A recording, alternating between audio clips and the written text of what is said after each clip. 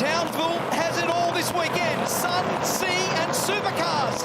And we're ready to go for the NTI Townsville 500. They're away. It was a great start from back there. Who was it? Was it Reynolds? Yeah. Reynolds got a great start, but Jamie Whincup got an even better one. Around the outside of his teammate, Shan van Gisbergen. Now we're jockeying for position at turn 2. Courtney up the inside of the shell cars. Percat 2. There's always chaos down here. It looks like, touch wood, we're clear so far. Whincup's got off the line and he's been able to make best effect of that. There was a couple of really good starts in behind there. Percat now vying in between the two Shell V-Power Mustangs. Whincup, Van Gisbergen, Courtney, Di Pasquale, Percat, Davison, Reynolds, Slade. So Davison lost the most amount of ground from the front 2 rows. Dave Reynolds up 2 spots. Tim Slade up a spot. Cam Waters up a spot. 2 wide through turn 10. You might get away with it early, but you won't get away with that later in the race when the track gets some marbles. Heimgartner's deep. Mostert's in there. Mostert be wanting to have a nice, clean first lap. Jack LeBrock, he's lost plenty of spots at the start. He's the one that's dropped. I was looking for who was it that dropped out of the 10. LeBrock's down to 14. Mostert's made good gains. He's up to 13. Yeah, so LeBrock's come back 7 spots, GT. So you've picked that one. That's absolutely the biggest loss of those top 10 runners. Way out of turn 10, doing more than 180 kilometres an hour and then up to 210k to get it stopped for turn 11.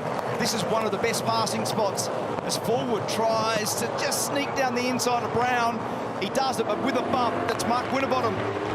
Winterbottom is up 2 spots. That was his worst qualifying ever at Townsville earlier today. Yeah, we certainly expected to see Mark Winterbottom with a chance for the top 10, but the intensity is very high in the midfield at the moment for a start of a 250k race. They all want to make a bit of hay while the sun's shining, while the track, or while the grid is bunched.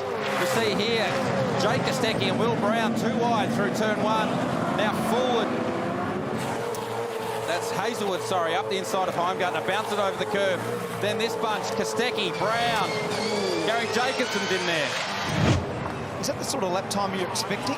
Because if you think about the qualifying car, and we know there's a big difference between a good qualifying car and race car, and we also know that the guys at the front are probably looking after the tyre a little. This is Mostert now trying to get down the inside.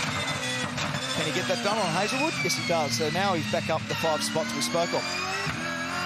13.7 on the last lap, place 13.6 with Van Gisbergen. Full tanks, plus looking after the tyre. Is that about what you reckon? 13.6 is probably a little faster than I expected, to be honest with you. I would have thought it would be very high 13s in the early 14s, as now the times are starting to head that way, but the early laps are where you really can do some damage to the tyre. When we're talking about making this tyre live and talking about conservation, or learn to drive with how that bar adjustment was. See Macaulay Jones up the inside and contact with Jake Kostecki. Still side by side now for the run up to turn 3. This is not done yet.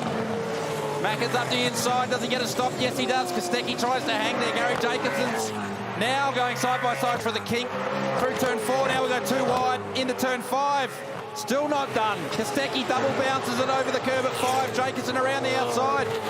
Who's next in the queue? Well done, Jacobson. Gary Jacobson around the outside at turn 5. That is a very unique manoeuvre. Well done.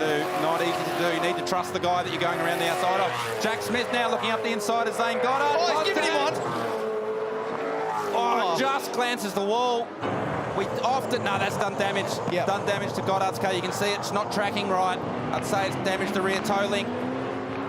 The left rear is not pointing where it needs to point. Goddard needs to pit. Yes, he does. But that's a classic example of getting out wide, getting in the marbles, no grip. He may have been helped, but no grip when you get out wide like that. Goddard into the lane. You can see the crew preparing to bring the car into the garage. More people can work on the car when you bring it straight in the garage. And that's a shame for those guys. Courtney's got to stop it and pull it up because he's got no grip. You can see the rear of the car of Anton up the inside. And you can just see Courtney's car moving around like that. And when you're Anton Di Pasquale, you love to be able to see that, because that means that he's going to open the door and you're going to slide through, and Anton makes sure that he carts James Courtney nice and wide. You're not coming up the inside of me again on the exit, buddy. Good job. A little bit of racecraft there from Di Pasquale. Maybe they're concerned about the back part of the race, that they don't want to do too longer stints in the back part, considering that the degradation at this stage is probably higher than they expected. Jack LeBrock's in the lane, and he had a frantic start to the race. You can see all that body damage around the right rear of his car. That was a long stop too. They're trying to get the sill off the car. I could see that they dropped it while they were still ripping the sill off the car. They dropped it again. Reynolds, who stopped early, has made big gains there on Courtney. Courtney, don't forget, was second now. He's gone in too hot to two. That's over. He's locked it inside front. Cold tyres caught him out, and he's lost a huge amount of time. And I would say also potentially put a mark on that front tyre as well. Straight back up the inside of Fabian Coulthard, but Davison put a lot of fuel in too. They're making a change to the rear right height of Cam Waters' car, because he was losing ground. He was. He didn't have the speed at the start for sure. You can do this in these races when they're fuel races, because the pit stops are longer. Percat now defends from Reynolds, who's around the outside. Nice move. Gets it done. So Reynolds through this pit stop cycle has made big gains. Yes, he stopped earlier. That means he'll have to go further on this set of tyres, but track position makes a big difference around here. So Reynolds will be a big winner through this pit stop cycle. Here's Van Gisberg and Mark Dutton with Bow Repair's helmet cam. This is a real insight into what goes on. Nice communication.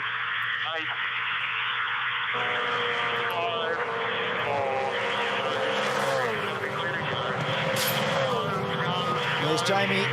So Jamie goes by. He was 2 seconds a lap faster before that, and he's going to lose some spots here also. This is going to be pretty close. This is Anton De Pasquale. They would have used that fuel number, would have been to this car. Yep. It would have been to try and stay in front of that car. Anton, big moment. He's run wide, has he? He has. He has. Shane's on cold tyres. But that big moment through turn one as he went around the outside. Anton was probably still catching his breath before he jumped on the brakes into turn two. But Van Gisbergen lost that track position to De Pasquale. I would have thought they would have fueled the car to come out just in front. We thought that he was going to feint one way or the other. He didn't need to feint. He just went bang, plunged straight down the inside. Proper, authoritative execution of the pass. No drama, no contact. Easily done. Easily done. He actually grabbed fourth gear for the run up to the final corner, which they don't usually do. So that fourth gear just gives you a bit more momentum, doesn't let the engine run the rev limiter. Make sure he fills that hole that Anton De Pasquale left open.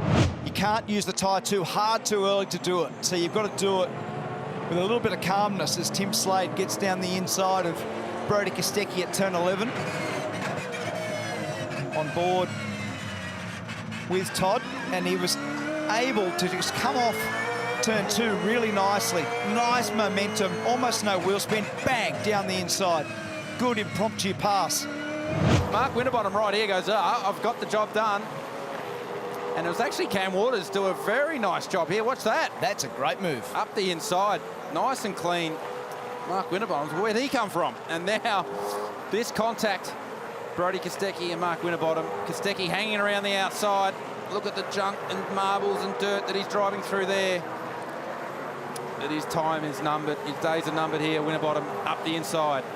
And Brody Kostecki let him go, really. That was a nice exchange by those three drivers. The move of the day so far was that one. Great move by Cam Waters. Kostecki and Winterbottom now alongside each other. I thought that fence on the right-hand side was going to get a brush because that was very close.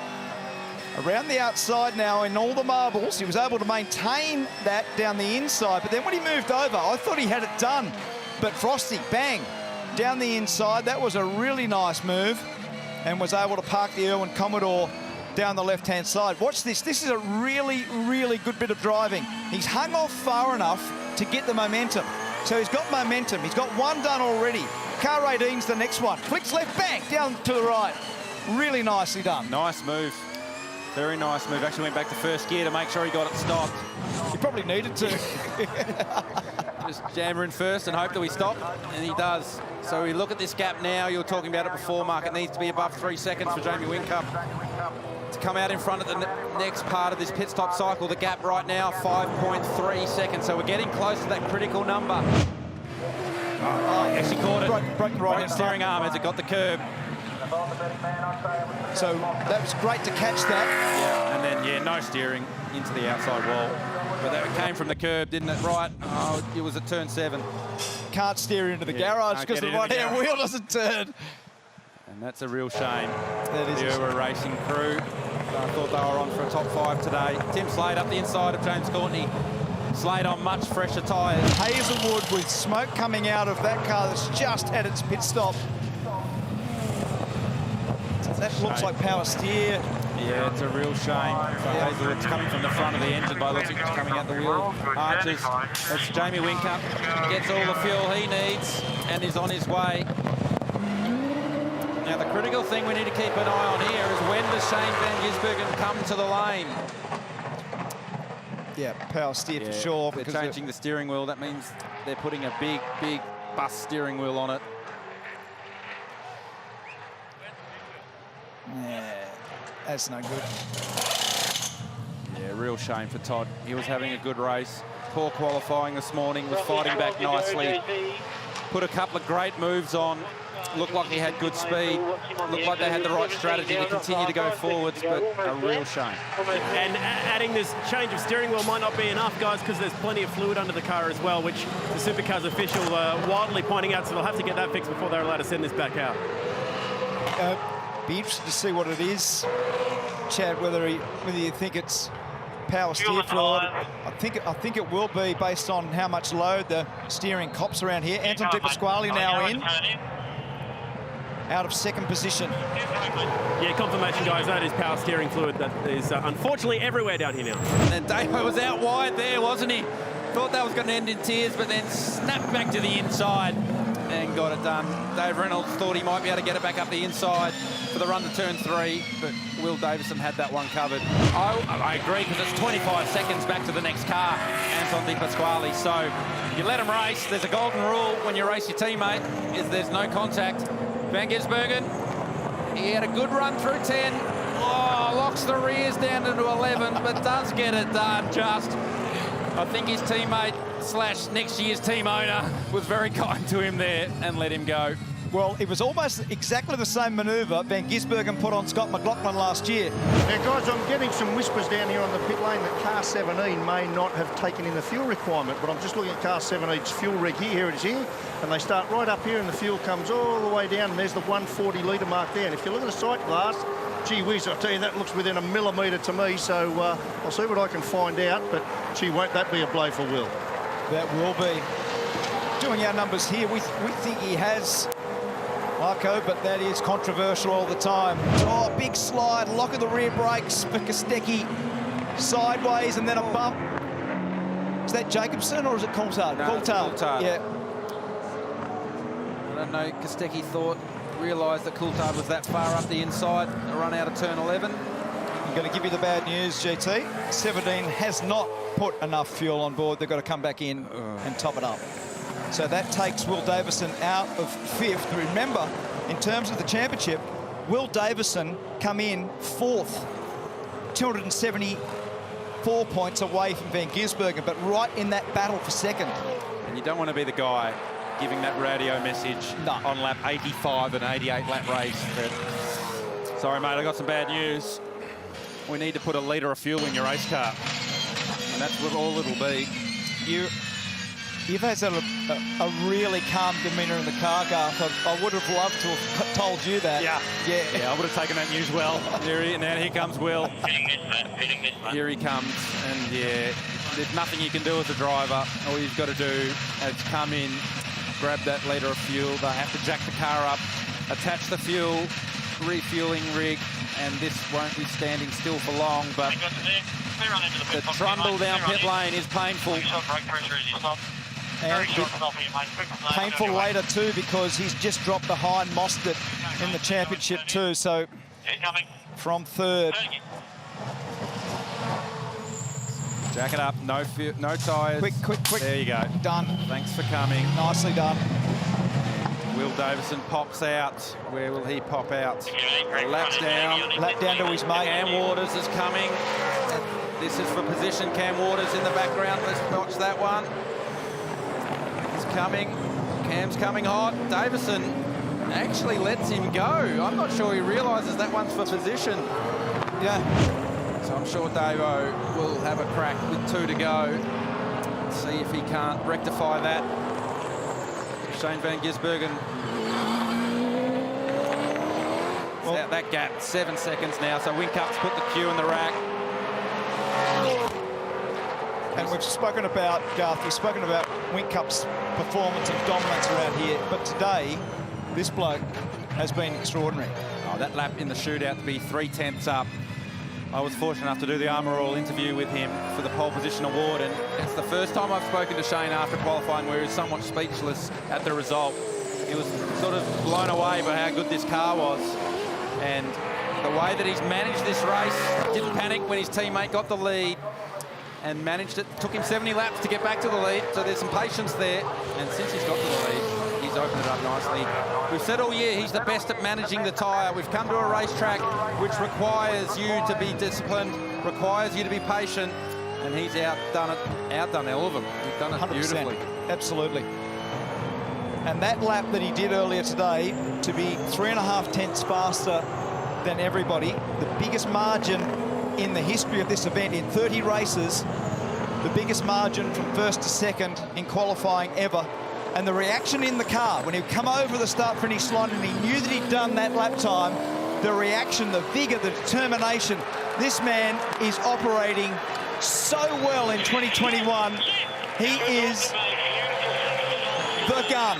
Absolutely dominant performance again by Shane van Gisbergen. That's his 9th win of the year. So continues on his merry way in this championship. We pick up Anton De Pasquale, who will come to the line and take 3rd place, and he's had a beautiful race today. You mentioned it earlier, Mark. Just scraped into the 10, did a nice job in the top 10 shootout to move forward to the 2nd row. Didn't have the answer for the Red Bull cars today, but he was the very next best, and he'll take that 3rd place. They'll go away tonight and look at what they can do to catch this team, who have been peerless today on the streets of Townsville.